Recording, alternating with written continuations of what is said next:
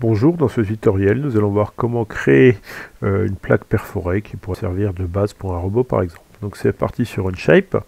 Donc on va créer un document. On va l'appeler plaque perforée.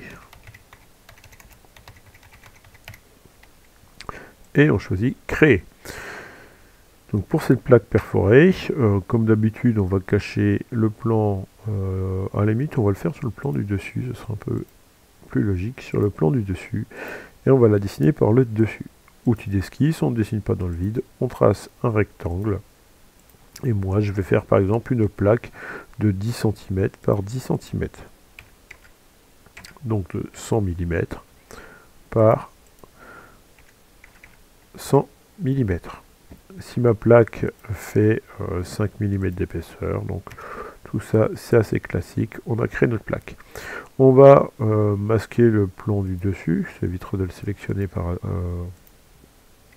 par inadvertance.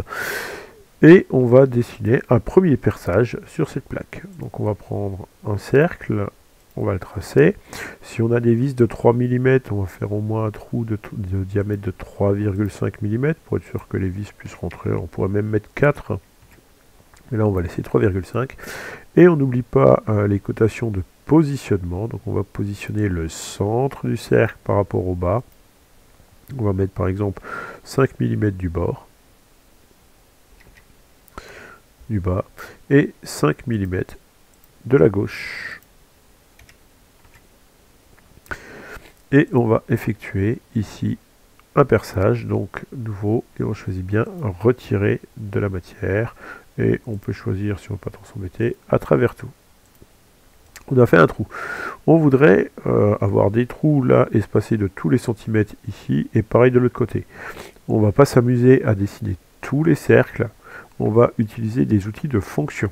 Donc d'habitude on fait toujours esquisse, fonction, et là pour une fois on va utiliser des répétitions, et dans notre cas les répétitions linéaires.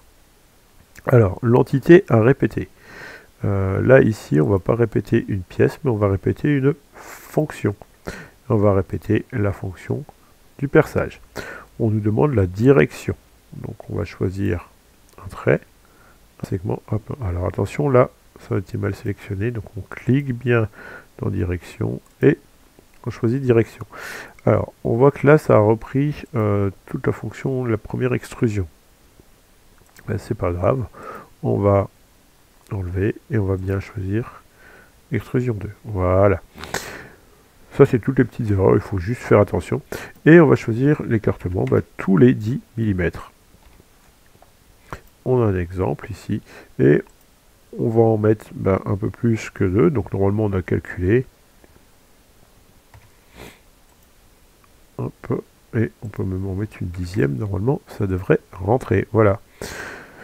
Il faudrait refaire la même chose dans l'autre direction. Et on va dans ce cas-là cliquer sur deuxième direction. On va bien cliquer ici, on choisit notre deuxième direction. Donc l'arête à extruder. Et on va choisir, on va en mettre 10. Et 10 tous les 10 mm aussi. Voilà notre plaque